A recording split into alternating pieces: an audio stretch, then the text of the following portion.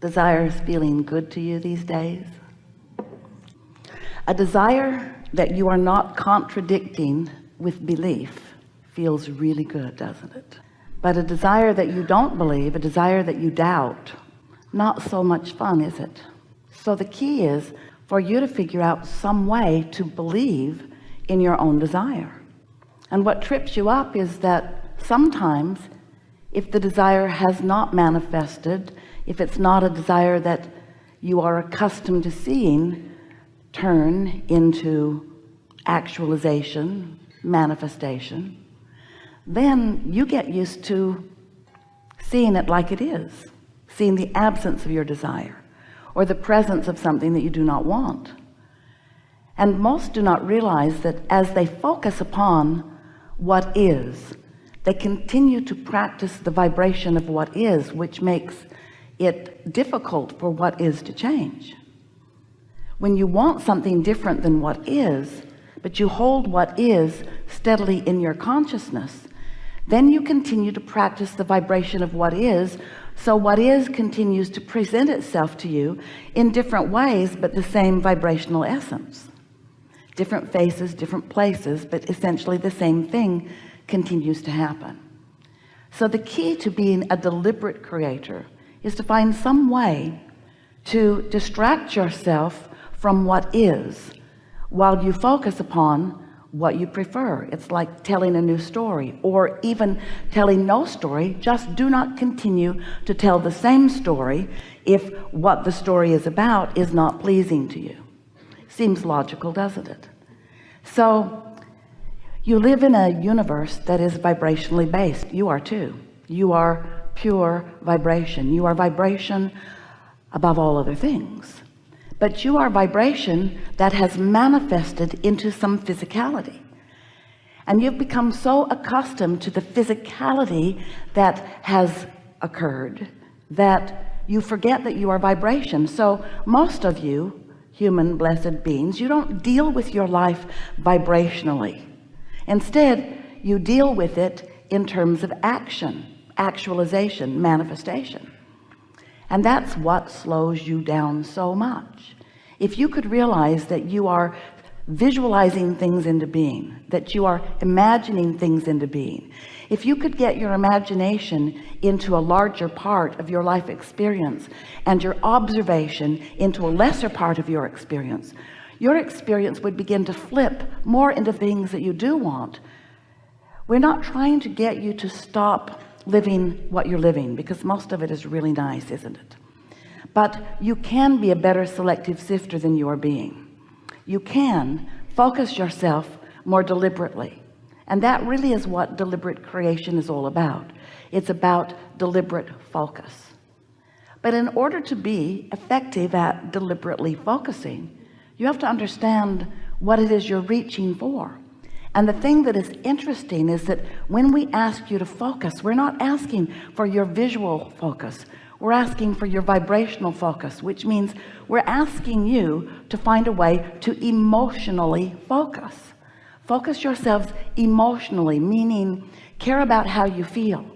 And if what you are thinking about or focused upon, whether it's past, present, or future, whatever it is that has your attention, if you would remember that that focus carries with it a feeling, and if you would care about the feeling more than anything else, and you would focus your feeling into what feels better. In other words, let's say something has happened and it's not the way you wanted it to happen, and someone else is involved and you feel that they are wrong in their part in this, and you focus upon what happened, and you focus upon the injustice, and you focus upon what you think they should have done differently. You've got yourself all out of focus. And the way you know that you're out of focus is because you don't feel good, and not feeling good is your evidence that you're out of focus. Because when you are in focus, when you are flowing with the source that is you, when you're allowing that non-physical energy to flow to you and through you in the clear focus that it always flows with, you feel wonderful. In many ways, you feel wonderful because you're happy. Esther is happy. You feel wonderful because you're clear. You feel wonderful because you have clarity. You feel wonderful because you feel vitality. You feel wonderful because you are witty and wise. You feel wonderful because your timing is good. You feel wonderful because you're tuned in, tapped in, turned on.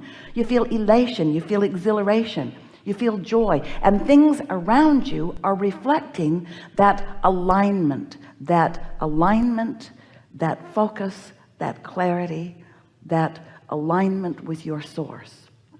So that's what we like to talk about. For a while we've been calling this gathering the art, because it is. You practice yourself into this artful, deliberate creation. The art of allowing. Allowing what? The art of allowing me and my physical body right here, right now, to be in vibrational sync with source energy perspective of same things in the same moment. That's what true alignment is. You see, you're not here on your own, out here on the ragged edge, leading edge, we mean the leading edge, out here on the leading edge. You're not here alone. You are here with all of this non-physical energy flowing with you, to you, and through you, aware of everything that you are focused upon in this moment.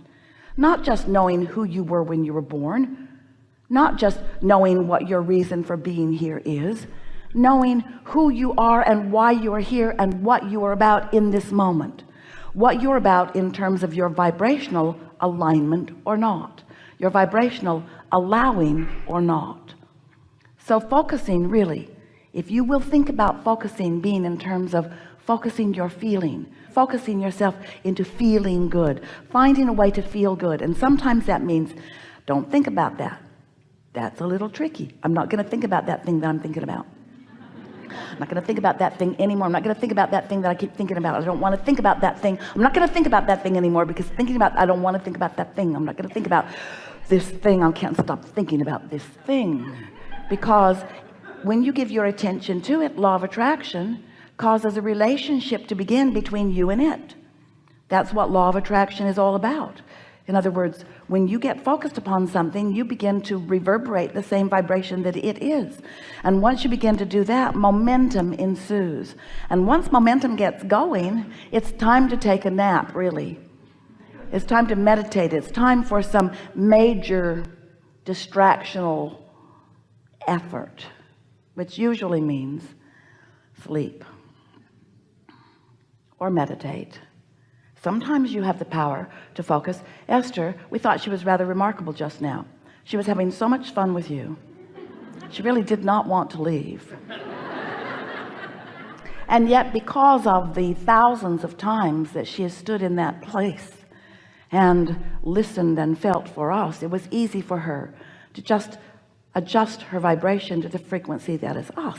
But it takes some practice to be able to distract yourself from whatever's going on in that way, doesn't it? It takes some practice, and that's what this gathering is all about. So you were source energy before you came into this physical body, and most of you still is source energy. And you in this physical body have a relationship. We want you to know that. We want you to feel it. We want you to sense it. We want you to tend to the relationship between you in this physical body and the source who is really you. The source who is you, present with you, aware of you, and thinking about what you're thinking about. So when source thinks about what you're thinking about and you feel negative emotion about it, that means you're thinking about it in an opposing way to the way source is thinking about it. Source is looking for the advantage. Source is seeing the well-being. Source is knowing the value of the contrast that you are living. But when you are pushing against the contrast, then you are not in vibrational sync with who you really are. So the creative process is really 3 simple steps that have morphed to 4 and now to 5. We'll talk about all of them. But it basically says that life will cause you to ask for more continually. And when you are in that phase where you are aware that something that you want is missing, so you are asking for the improvement in your life by wanting this amendment to your desires, that's what we are calling step 1. And when you are in step 1, that's usually when you're seeing a problem. It's usually when you are seeing contrast. It's usually when you're asking a strong question to which you do not know the answer. That's step 1.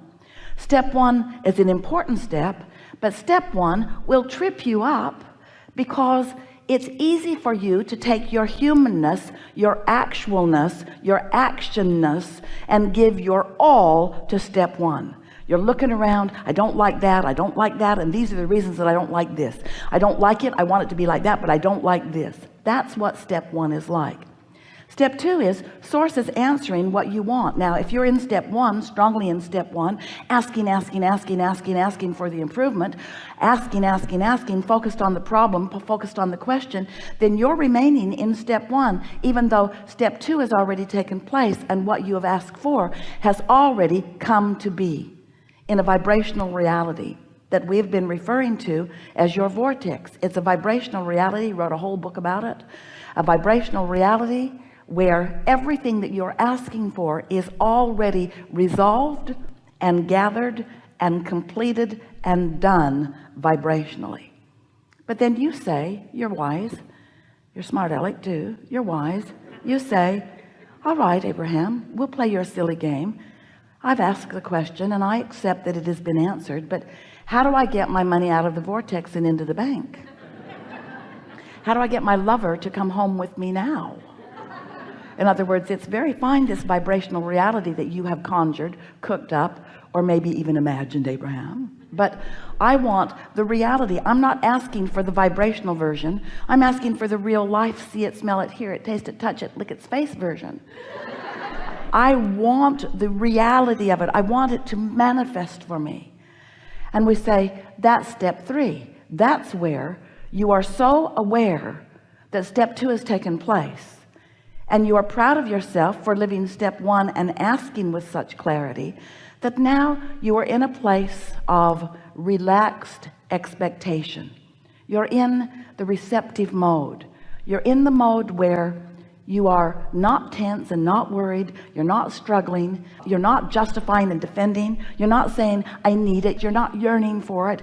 You've asked and you accept that it's given. And while you cannot see it yet, you know that it is coming. Step three is an attitude of faith. It's an attitude of expectation. It's an attitude of, I know I'll know it when I see it. It's an attitude of, I know it's coming. It's really a pleasant place to be. And it really is the place that you will reside most often, because life will never cause you to stop asking. And because you're going to continue to ask, you're going to continue to be in that place where you've asked for more than has manifest.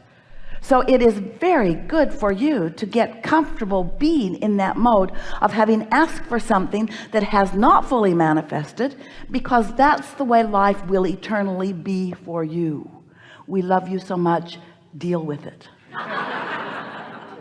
When you get to that place where you just know that it's coming and you don't have to know all of the details, you'll let the universe yield it to you a little bit at a time. You'll allow yourself to be in the receptive mode where you're receiving.